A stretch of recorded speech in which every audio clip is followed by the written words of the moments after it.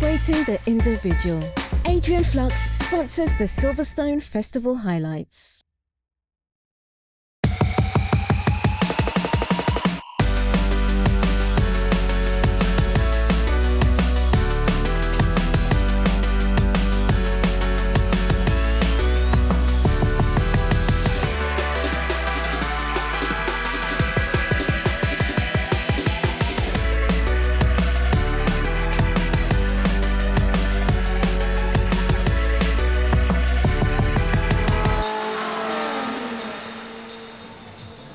And welcome back to the Silverstone Festival as we kick off our second instalment of high-octane historic motorsport. From new fans to lifelong aficionados, we've got something for everyone, from mesmerising displays, demos, and of course some racing. And we've even got chefs cooking up a storm, and we've got chart toppers helping us dance the night away. I love this festival. I've been coming for years and I've been bringing my kids because it's super family friendly. Are you ready? I'm ready. OK, let's go.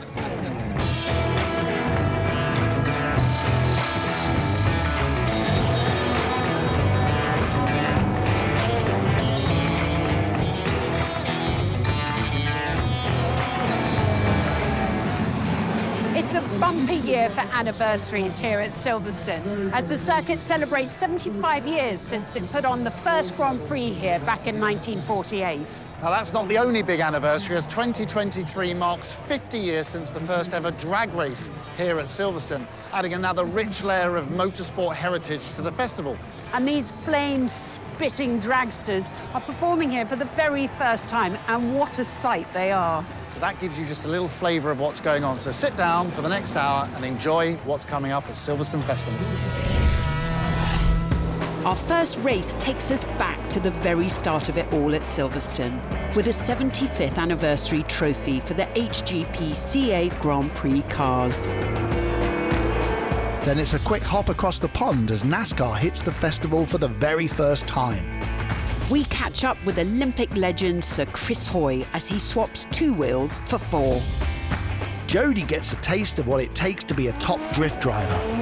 It's nurse versus pit crew in the Kidney Research UK Pit Stop Challenge. And Anne swaps his driving gloves for running shoes. We've got the best of the swinging 60s and groovy 70s road-going sports cars. The Masters Endurance Legends brings the racing to a close, celebrating 100 years of the iconic 24-hour at Le Mans. Time now to get stuck into the best of the action with a HGP-CA Grand Prix cars. So, to our P66 Grand Prix cars from the Historic Grand Prix Car Association. 35 cars getting ready to be released in the 75th anniversary celebration of the first Grand Prix held here at Silverstone in 1948. Away we go, and it is Charlie Martin's Cooper with the white stripes that leads on the right-hand side of the picture, sweeping around the outside. The red car with the green noseband, that's Tim Childs Brabham looking for second place. He's going by the Lotus 25 of Nick Fennell, and behind with the orange nose, car number 1, Andy Willis in the BRM P261, the Owen Racing Organisation's dark blue, green with orange noseband. That's the familiar BRM colours, but it is still the Cooper that leads from the far starting Brabham. Tim Child in second place, and everybody else sweeping around the tight corners and onto the Wellington straight. Martin Haven and Alistair Douglas watching the action, and the lead 2 breaking away already. And a very good start indeed from Mark Shaw, who won the front-engine race earlier on. Mark Shaw in his Lotus 21 from 9th on the grid, well 8th really, with 1 car out, and he's up to 4th now, having just gone round the inside of the number 1 Andy Willis BRM P261. So a very, very good start indeed from Mark in that historic Lotus. But the leader, Charlie Martin, creeping away from Tim Child in that red Brabham in second place, then the Lotus 25 and Nick Fennell in 3rd, and the battle for 4th place. That is Mark Shaw just hanging on there, and the BRM goes by into 4th ahead of Shaw, just finding a little bit more on the straight, probably courtesy of the slipstream. Now, I think Andy Willis there is rowing around in the gearbox, trying to find gears, and so too into the pit lane. Again, it looks like, I think, with a gearbox problem, judging by the body language, is the number 25 Cooper, and again, finding all of that lubricant underneath the surface. Sam Wilson, who won our Formula Junior race this morning, moving his way up the order, goes by Rod Jolly, who very nearly won in the Monza-Napolis Lister Jag just half an hour or so ago. So a lot of these drivers really leaping from car to car. In front of Wilson now is car number 18, that's the Lotus 18. Clinton McCarthy in that one. Okay, there you go. So that is now 5th and 6th ahead of Rod Jolly. Rod Jolly, car number 2, down in 6th position in his Cooper. And then 29.99, Nick Fennell and Mark Shaw, the Loti, battling nose to tail. And the 99 car slightly earlier than the Nick Fennell Lotus 25, but both finished in those classic colours, both driven by Jim Clark in period, both really historic chassis these. This is a really close battle, isn't it, for the bottom step of the podium, 3rd place, and it's still 29 Nick Fennell who leads in that little group, and it's Sam Wilson that's right behind them. There's 4 wheels there just coming into the shot, and that's Sam, the Cooper T53, who's come up from 36th on the grid. He's now challenging for 4th place.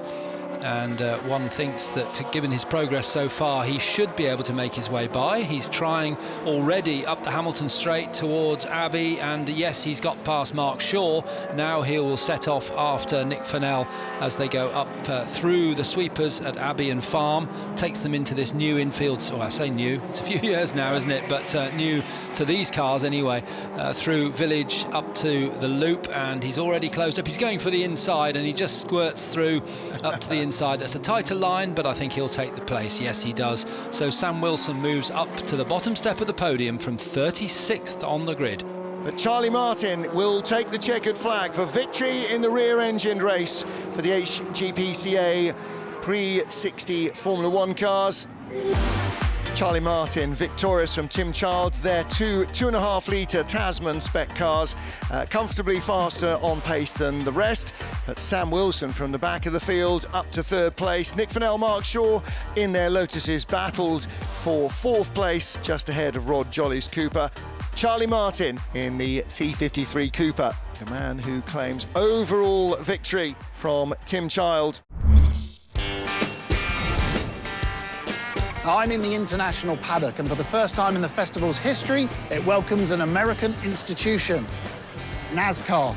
And it just so happens this year is the 75th birthday of what is an iconic race series in the US. And I'm meeting Mr. Aaron Brown. How are you doing today, sir? An actual American.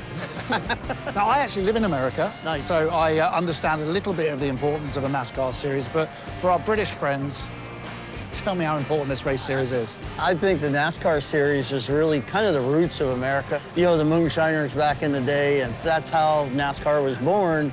And I think that same rebelness has carried through the years, and, you know, here we are.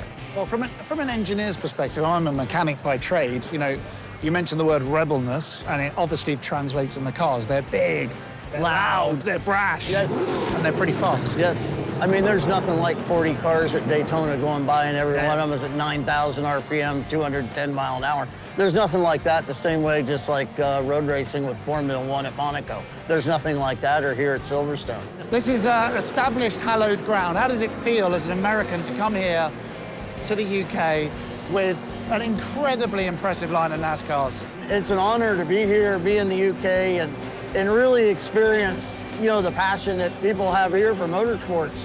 And it's really good to see the, you know, NASCAR growing here. I think it's good for the sport, it's good for everybody, and it's a lot of fun to watch.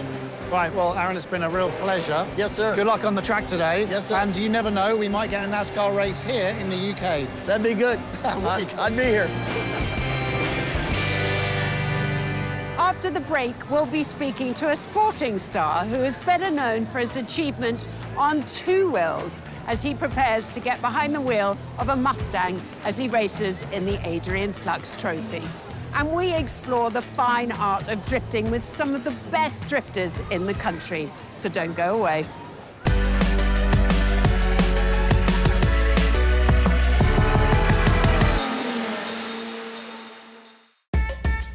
Flux sponsors the Silverstone Festival highlights.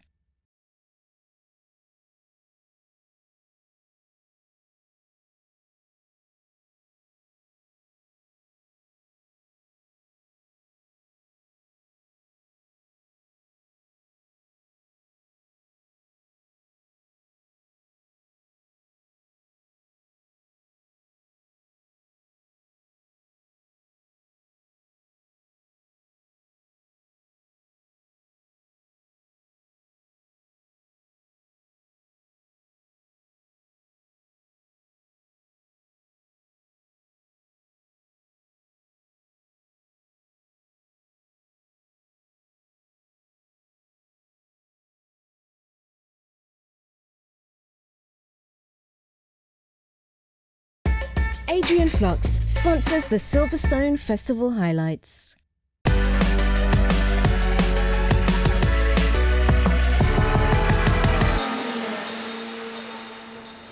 Welcome back to the Silverstone Festival, home of unrivaled paddock access and some of the world's most unique cars.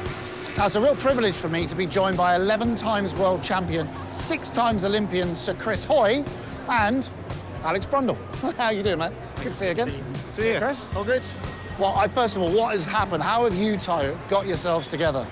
Well, I got an invitation from Alex to come and race here in this beautiful Ford Mustang. I've raced with your dad at Le Mans in a support race a few years ago, so I'm going to see who's faster, Brundle Senior or Brundle Junior. Well, do you know the answer to that already? I couldn't possibly say. And Alex, tell us a little bit about the car. So, 289 Ford Mustang, notchback. It's a 1965 build car. And wow. Masters touring cars, as you can probably see, is one of the most competitive and accessible grids. So we're going to have a whale of a time. And what sort of a driver is Sir Chris? You know, we did a test day. It was straight on it. Really, really impressive. We're going to tell him about the gear stick. I'm not going to tell him about the gear stick. No, now you have to tell me about the gear stick. We had a minor structural failure with the gear stick, but it wasn't Chris's fault. It came off of my hand. He's a strong lad, as you may have seen in the You're in the velodrome. chair, you're responsible for the braking. I went from 4th to 3rd and it just came off of my hand. I was like... You have chosen a series which is full of some big drivers, some big cars. How are you guys feeling? Because I know you're going out in just a couple of minutes. You know, we're going to be up the front, but it's proper stuff, this. It's proper You're calling stuff. it. He's calling it now. You're going to be up the front. I'm going to let Al just get as much seat time as possible, stick as fast a lap time as possible, and then I'll just I'll do a couple of lines. Exactly, yeah. Don't say that, please, don't say that. Yeah, so I'm basically going to try and give as much time to Alex to try and get as far up the grid as we can, and then I'll try and hang on. You know, getting off the saddle, getting into a car, how's he doing? Brilliantly. Cover your ears. There are tremendous synergies, but I always learn something from Chris in terms of sporting mindset, in terms of being just on a level, how everything's going. And it's a great pleasure to have him around. He's always a positive influence on any kind of program. Oh, cheers, man. I wish you all the best. Thank you. I love this pairing and I love the car. You know, it's such a privilege to spend a moment with these guys just before they put their helmets on and head out on track. And that's exactly where I'm going to go. I'm going to go trackside and watch the Adrian Flux Trophy for Transatlantic P66 Touring cars. It's on right now. Well, the wind is blustering across the Silverstone circuit as we get ready to send the cars out for the Adrian Flux Trophy for Transatlantic P66 Touring cars, and we have an absolutely monumental grid of 60 P66 Touring cars. It's like the start of a NASCAR race with a thundering V8 rumble up front. Sam Tordoff in the puce and gold behemoth leads the field into the first corner. The Ford Falcon is there, and there are Fords just about everywhere. Falcons, Sprints, Galaxies, Mustangs and Cortinas. Pick a favourite, colour will do. It's as good as any other way of judging who's going to be quick here. Contact and a half spin. That is from Alex Brundle. No, Alex. That will be the left front brake that he assembled that wasn't working properly there, I imagine. That's the pale blue. The first of 2 pale blue Mustangs are very sideways. Alan Mann Mustang on the grass on the exit onto the Wellington Straight. And the Minis already starting to try and carve their way through the bigger cars as we have our first change of the lead. And coming down into Brooklands, it's Sam Tordoff on the outside, and he's going to go all the way around, I think, alongside the Mustang on the which now becomes the outside, of course, because that's the way the track runs. The 179 car, Nigel Greensall it is once again, our old friend, and then next up is the yellow car. Is that Andy Prio, I think? I think it is Prio who started that one. Yeah, you can see the yellow colours of the Guernsey flag. And here comes Chris Hoy and everybody else stepping up onto the pit wall to see them coming steaming by. And coming up alongside is Alex Brundle. So Alex Brundle, yes, he goes through, passes Andy Prio down into Stowe Corner. So it's still Mustang, second, third and fourth, but now it's the Brundle car that's third and the Prio car that is fourth. Car number 52, that's Henry Neal, who shares with Gordon Shedden. It would normally be Matt Neal and Gordon Shedden in this Lotus Cortina, but Henry Neal is driving it, and the late Steve Neal, Matt's dad, Henry's granddad, Matt told us yesterday, is on board the car, or at least his ashes are. Matt's been trying for years to get Steve Neal to come and do historic racing as the Galaxy comes through. Great move by Julian there, and a spinning Mustang in front. He picks up two in one corner. But Steve Neal wouldn't go back racing, so Matt has got his ashes in that car, and Henry on the inside, going down the inside, trying to make the move. The Galaxy's lost a fender, and through goes Henry Neal. It is busy stuff, isn't it? This is the battle for third. Brundle, Prio, Whittaker. So Brundle in the pale blue car, Prio in the yellow, the meat in the sandwich, and Mike Whittaker behind, car number 49, the white car, looking to come and make it three wide. Prio's trying to get by Brundle, but Whittaker gets by Prio instead, so he moves up to fourth place. Pit window is open, and out comes the race leader, Sam Tordoff. So he is more than a lap behind now, and he had to stop longer than anybody else. 82.5 seconds he was stationary in the pits, and the shortest pit stop time 60 seconds, so an extra 22.5. Alex Brundle out of his own Mustang, and Chris Hoy is in. Oops, starting it in gear. That's because it hasn't got a quadrant gear selector and an indicator. You cannot beat a V8. I know V10s and V12s and everything else, but you just cannot beat a V8. And out comes Julian Thomas, Callum Lockie rather, right behind Sir Chris Hoy. So these cars came in nose to tail, they go out nose to tail. That would suggest they both did the same pit stop time, and straight away Callum Lockie, not one to hang about, he wants to get through, and he has. He had a little Lockie up down the inside there, didn't he? And he's gone through ahead of Sir Chris Hoy into the loop, and now Aintree and onto the Wellington Straight. Greensall in, leader in the pit lane. All right, well, here is Steve Soper, still chasing Andy Prio. This is the lead battle now, because don't forget the Greensall and Spears car has stopped. Mike Whittaker's stopped as well, and they come in at the last minute, and that means that our early race leader, Sam Tordoff, charging around. Well, is he behind Mike Whittaker because of that long extra stop? I think we may find that this is in the lead. The blue, pastel blue car started by Nigel Greensall. It was a great opening stint by Nigel Greensall, really taking the race to the long-term leader, Sam Tordoff. Yep, confirmed now by the timing screens that Spears is in the lead from Whittaker by 4.6, so Whittaker is catching at a pace. Yeah, white car, number 49, is Whittaker, back behind with the headlights ablaze, third place, Sam Tordoff. Now he comes out, there he is. He goes by the Mercury Comet, and Tordoff almost two-wheeling. Jim Clark Lotus Cortina style, the inside front wheel almost off the ground. He's really pitching the car around. Oh, hang a minute, change of the lead. Mike Whittaker ahead of John Spears. So 179, slightly less pale and less metallic. And so Mike Whittaker has taken the lead from John Spears. Sam Tordoff still third and closing. Our new race leader, Mike Whittaker, just starting to put a little bit of space between himself and the Spears and Tordoff battle, which is now being resolved in favour of Sam Tordoff. He came steaming out of the Beckett's S's and the Chapel Curve onto the Hanger Straight right behind John Spears, and the steaming didn't abate until he'd gone by and into Stowe. He's up to second place. Oh, and that's Whittaker out. So the race lead has changed. Sam Tordoff will have gone through, and Tordoff up to second, Spears third, Mike Whitaker bangs his head on the steering wheel, and you can understand why. 6 minutes to go, a battle for the lead raging, and the car goes off in smoke, and there is the smoke.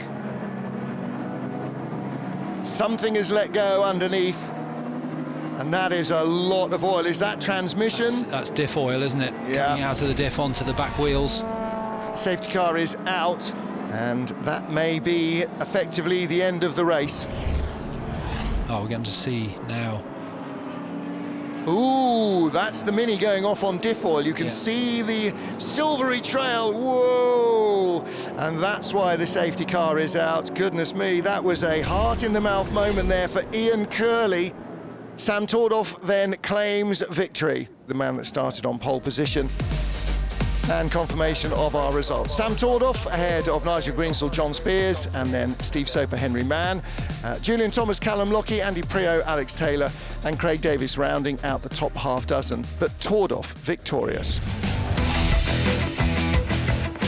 I've come to a small part of the old track to see some of the best drift drivers in action, and I'm joined by Stuart. It's getting more and more popular. It is. It's Worldwide. probably one of the fastest growing motorsports in the UK, and internationally as well. Surprisingly, a lot of people think they don't have much grip because we're going sideways all the time. It's the complete opposite. They've got so much grip in them. How are they in the rain? Because so in the rain, you've got something up your sleeve. So rain, it can get a little bit slippy, a little less fun because there's a little less smoke, but we can still have a lot of fun in the rain. OK, come on then. Let's go and do it. Let's get ready.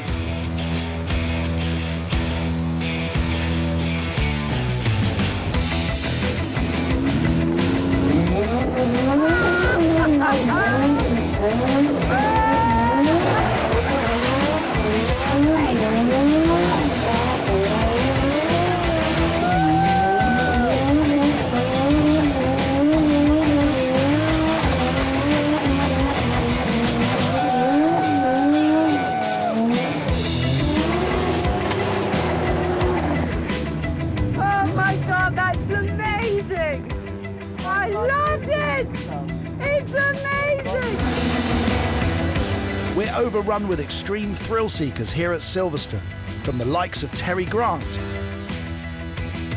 to the best tricks you'll see performed without an engine. Team Extreme are back and hitting the ramps harder than ever. There's something for everyone at the Adrenaline Zone.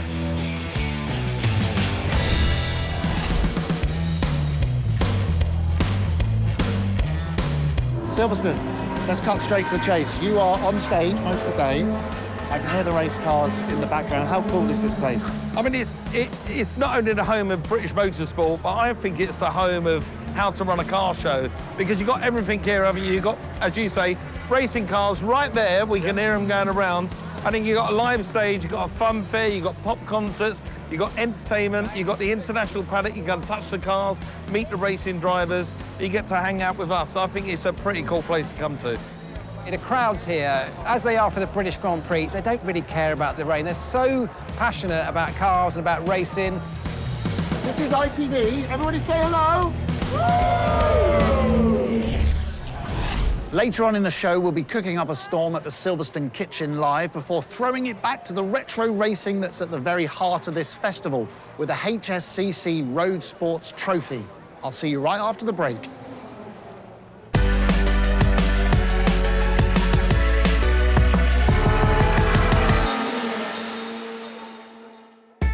Adrian Flux sponsors the Silverstone Festival highlights.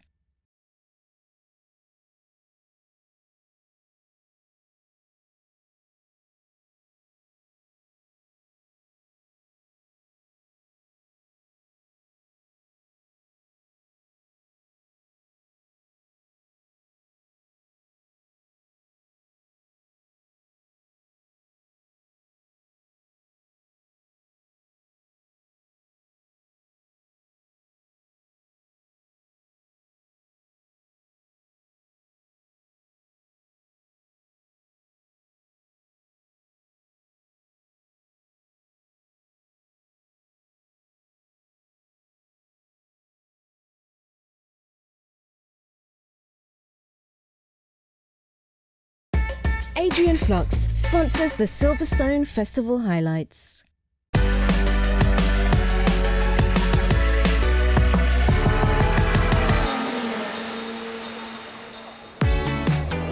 I've been coming to this festival for many years, and I've been lucky enough to get on track in a race car, but I've never once been able to get on track in my trainers. So I'm now joining the fun run for Kidney Research UK and running around the iconic Silverstone track.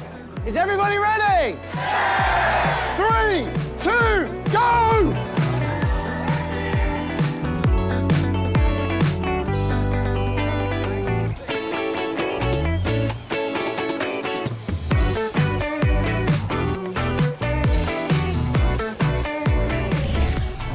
I'm with the wonderful Sandra, and can you just explain a little bit more about what Kidney Research does? So we're really delighted to be here at the festival as the chosen partner. So it's 3 million people who have kidney disease. Not that many are on dialysis, thankfully. Okay. But the numbers are rising. Yeah. And in the next 10 years, we expect that to really go off the scale. So we're really keen to raise awareness, make people more self-aware of their kidney health, and do what they can to maintain that kidney health in a positive way. And so, what is going on behind you? Well, it's going to be fun and fast. Behind us, we have a car, and the pit crew who look after the car all the time are going to change the tyres, all 4 tyres, and the person who's competing with them is John. John's a retired dialysis nurse, and he's going to set up the dialysis machine ready to put onto a patient.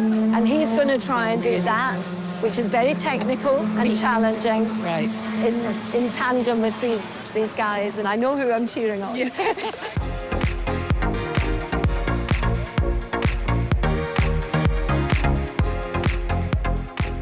Time to get back to the track with the best of today's action. HSCC Road Sports Trophy Race. The Lotus Elan of John Davison starts on pole from a slew of bigger engine cars.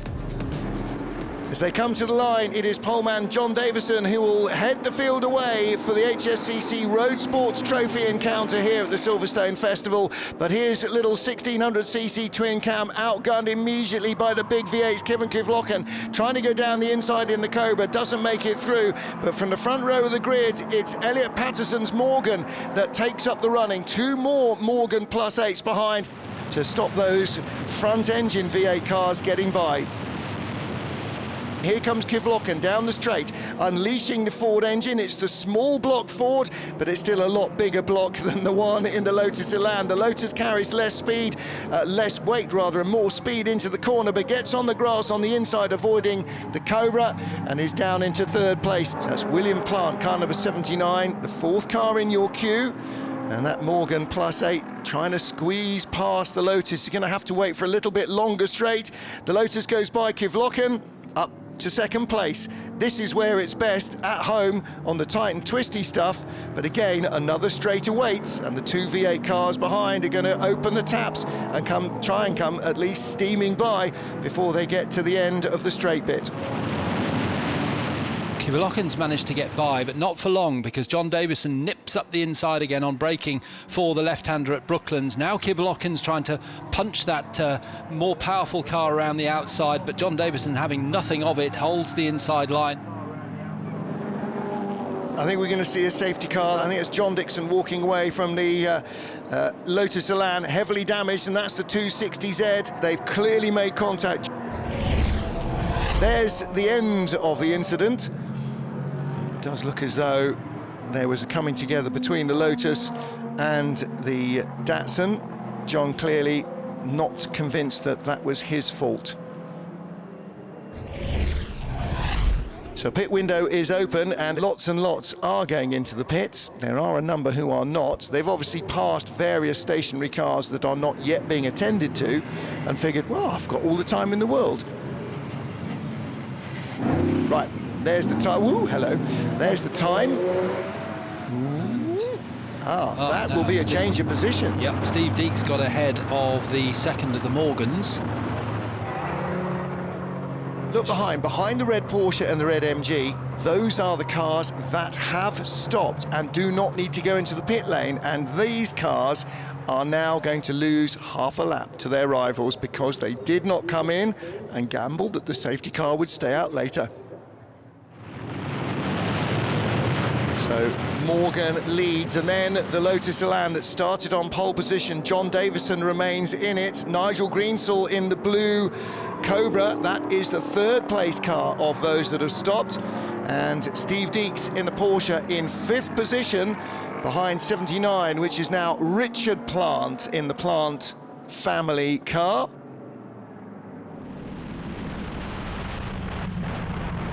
Oh, and contact. The door was not as open there, I'm afraid, as Richard Plant had hoped. That was rather a late lunge from the Morgan driver, and I would think that the MG driver would be feeling rather aggrieved there. And Steve Deeks now with a little problem getting back up to speed. Here comes another Morgan from behind. He's going to lose a place there as well, isn't he? Oh, and he just overruns, going in very deep. But again, right behind him, John Williams goes diving past Keith Arlers. Can't handle it over the grass. What's coming, what's coming? Around he goes, and did he clip Arlers there coming back on? He did. Yeah, clipped him coming back on in reverse. He was looking behind him to see what was happening, and Keith Arlers, the unfortunate victim there, because of course straight across the grass is a shorter line than the actual racetrack, and so he covered that ground more quickly. Lost it here, John Williams, onto the grass, and the car breaks away. Now watch Keith Arlers, he's on the racetrack, but this car is not slowing down on what is still wet grass, and just clips the rear wing of Keith Arlers' car. Nigel Greensall, Kevin Kivlochen win it. They are triumphant. The HSCC Road Sports Trophy 40-minute driver change race. Kevin Kivlochen and Nigel Greensall winning in the Shelby Cobra. John Davison from pole in 2nd place in his Lotus Elan and winning his class.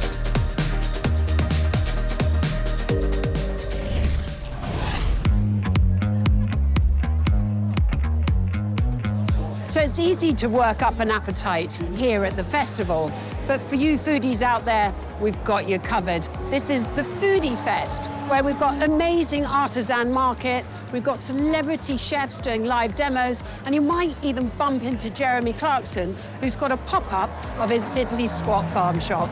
So let's go eat. Now, over at Silverstone Kitchen Live, there are a bunch of world-class chefs cooking up a storm, including Great British Bake Off dude, Stephen. Hello. Hey, man, how are you? Nice to see you. Good, you too. Right, what have you been cooking today? Well, we're going to do sausage rolls, but we're going to make our own puff pastry, because don't be scared of puff pastry. I came here afraid of puff pastry. Most people Terrified. do. It's many people drive through the gate going, where's the car park? And I'm frightened of puff pastry. So, Tom, I know that this crowd is waiting for you. You're about to go on there and cook something, right? I am indeed, What are you cooking? So I'm doing a chicken stir-fry with Korean chili paste, broccoli, cashew nuts, lime, so really fresh flavours, something people can do at home, hopefully. So you're actually sourcing the ingredients at the festival. I have been shopping this morning, picking some bits and pieces out. So some lovely chutneys. We've got some sweets, because we're going to do some cheesecakes later. OK. Great venue. It's great to see such a good crowd here, so yeah, it should be a good day. I was just kind of walking along and I was going, what on earth is going on? What is thousands of people? And who do I bump into? It's because of the shops here. Is it? Diddly squat here, 2nd year. Yeah, exactly. It's the only place we put the shop, isn't it, this? Yeah, it went so well last year. Well, this is what I call a classic Silverstone sky. I don't think I've ever been here in the last 50 years when the sky hasn't been like that. Yeah, absolutely. You always think it's going to rain in a minute. Yeah. It's a brilliant festival. It's it a really good family day out, isn't it? Yeah, it's really we good. came last year because of the shop. Yeah, and we were blown away. You were blown away by all the different types of cars. No, it's fantastic. Yeah. It's just, I mean, I just stand, it's stratus over there. But it's literally every single, you name it, it is here. Yeah, exactly. Coming up after the break, we get ready to dance the night away with the likes of the Sugar Babes and McFly. And to round off this weekend's racing, the Masters Endurance Legends gets underway in celebration of 100 years of the Le Mans 24-hour race. With so much coming up, I need to go and refuel myself before I run out of steam.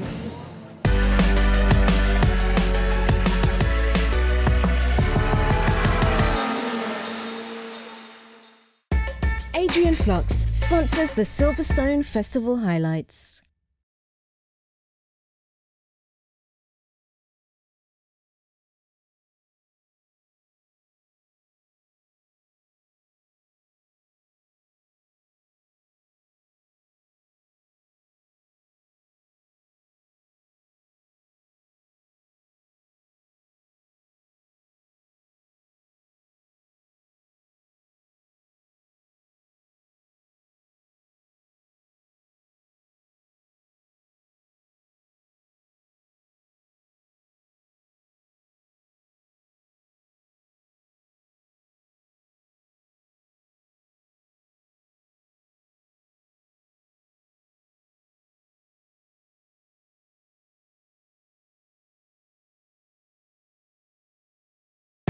Adrian Flux sponsors the Silverstone Festival highlights.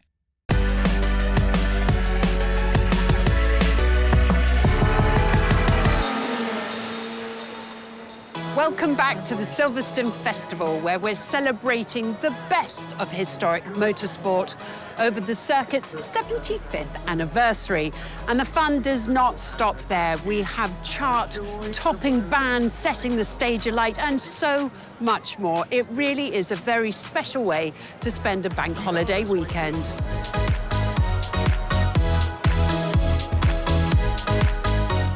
Now, while the festival during the day is dominated by cars, in the evening it turns into an actual festival, which includes acts like these lovely ladies, the Sugar Babes. Hi, thanks for having us. I know, it's so great to see you guys. So I have to go straight to the question. Who here is a car fan? Oh, you're the lone... I don't think I'm, like, super knowledgeable on the subject, but my dad has a 1970 Mustang and he comes to Silverstone every year. He comes to this event? Oh, yeah, every year. He's camping, so he'll be, like, at the front watching us. He's camping. He's camping, I love that. Yeah. And you guys, are you involved in the car world at all? I like sitting in them. Yeah, that counts. I like looking at them. I'm very happy in the passenger side of any fancy car.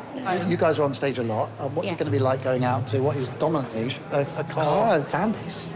I mean, hopefully they like music and yeah. It's always quite nerve-wracking. Yeah, we just want to have fun. Yeah. So I think we've got a live band with us. We just like, you know, it's about giving them that live sort of performance and yeah, hopefully It's they'll... beautiful out there. It'll be Like, fun. they've just had an incredible sunset and the hot air balloons are out there. Yeah, we just saw that. So I think Looks even amazing. for us, it's going to look wicked, so it'll be exciting.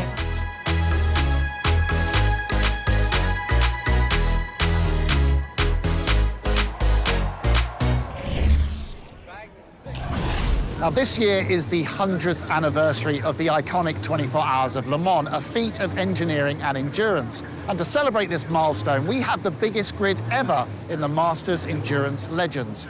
Let's go check out the action. The Masters Endurance Legends encounter race number 2. This is the second race for these Le Mans style and Le Mans racers. Here we go, green flag racing. We've had about 4 minutes of the 30-minute race time behind the safety car, but Steve Brooks has been released in the lead, and away he goes in the Peugeot 908. Car number 10, that is Harindra De Silva in the Pescarolo. Finished second yesterday between the two Peugeots, but the number 6 car had to come from much further back on the grid than where Stuart Wilshire has started this race in 3rd place. Oh, and Harindra goes out very wide indeed, car very slow into the Wellington Straight, and he's been hit from behind.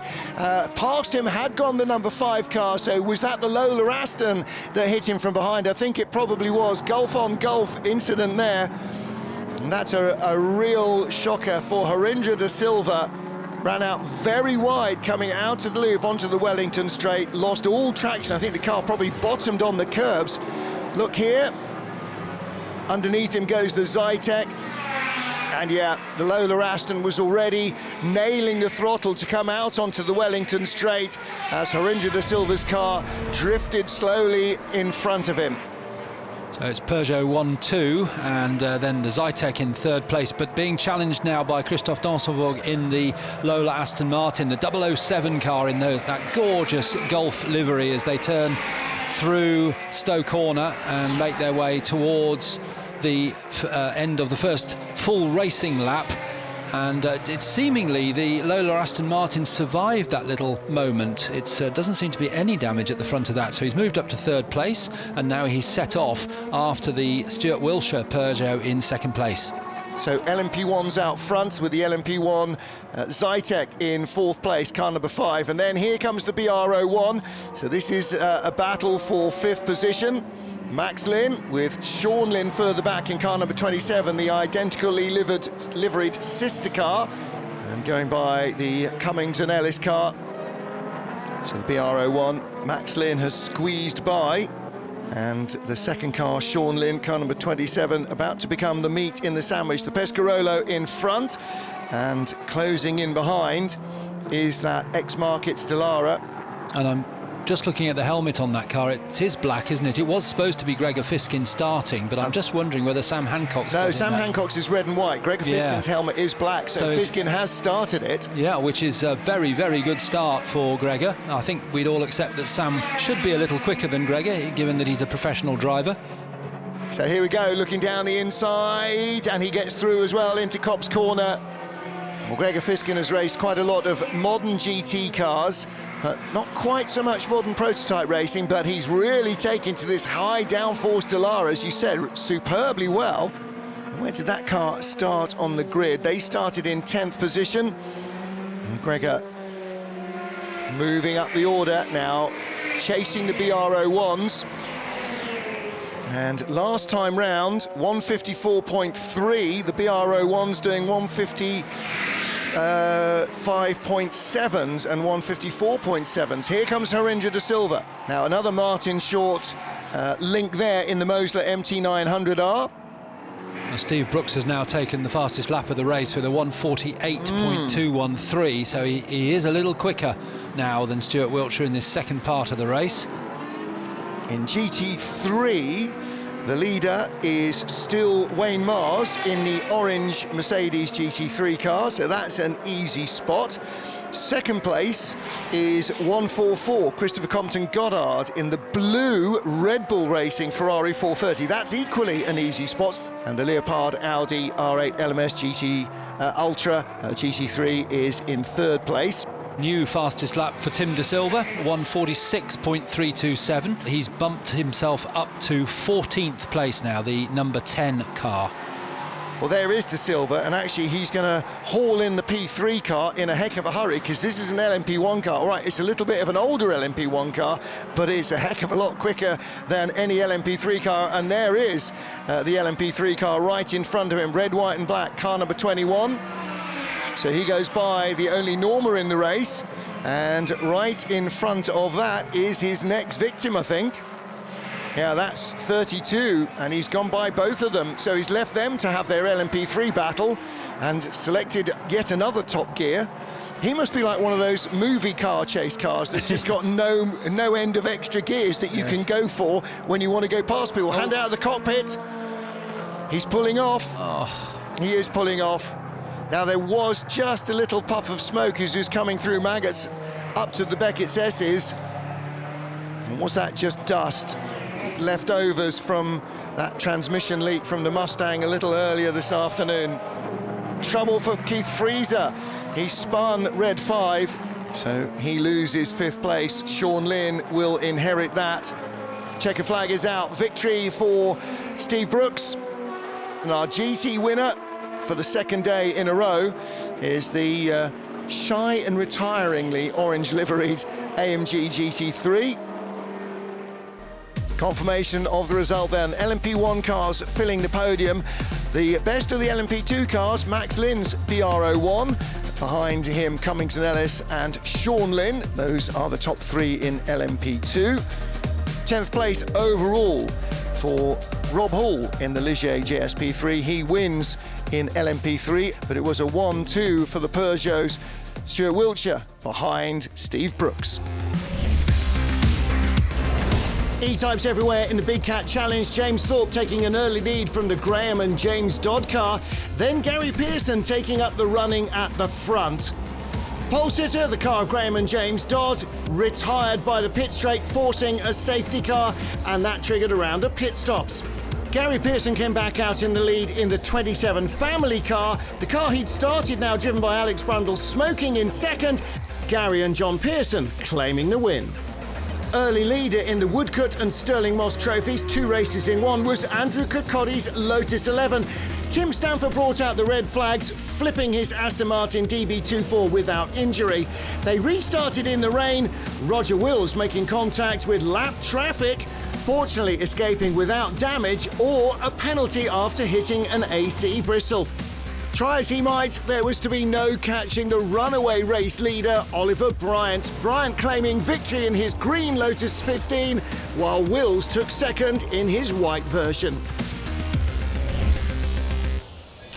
So that concludes an action-packed, amazing weekend here at Silverstone. Yeah, it's been amazing. There's so many things that I've enjoyed about this show, but I got a challenge for you. Yeah. On the spot, Yeah. give me your 3 highlights from the weekend. Well, bringing my little lad here, bringing him to work, seeing all the cars was so special. It's a wonderful family event, so that's been number 1. Drifting. Yeah. I am so coming back next year. Oh, you're and hooked. I'm going to be doing the demos. Okay. I'm literally going to become a drifter. But also just being here on the very special anniversary, 75 years of this circuit. You know, it's a very momentous time. It's one of those shows that you can get so close to the cars, you can actually touch them. So Yeah. it's a bit of a boyhood weekend for me. Yeah. And then, you know, bumping into the wheeler dealers. Yeah. Mike and Elvis, big part of my life. Every time I come back to England, I like to spend time with those guys. But the hands-down moment for me has to be bringing my Pikes Peak winning car from Colorado to Silverstone to share with the UK fans. It's yeah, really special. But that is the end. Unfortunately, we've got to go. I hope you have enjoyed it as much as we have. We are on stage. The final act is about to take place, hence these lovely lights. But it's been wonderful. It's been great. The crowds are gathering. We're going to kick back and enjoy the concert. But for now, from the Silverstone Festival 2023, it is goodbye from us.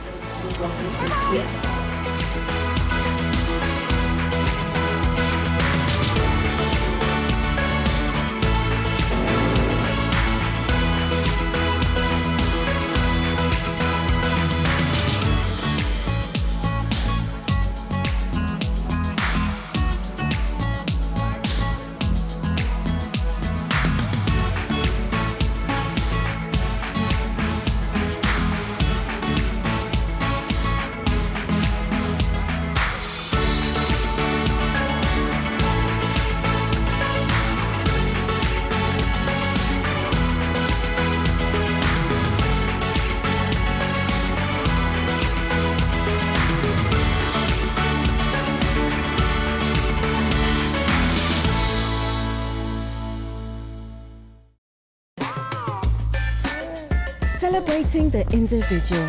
Adrian Flux sponsors the Silverstone Festival highlights.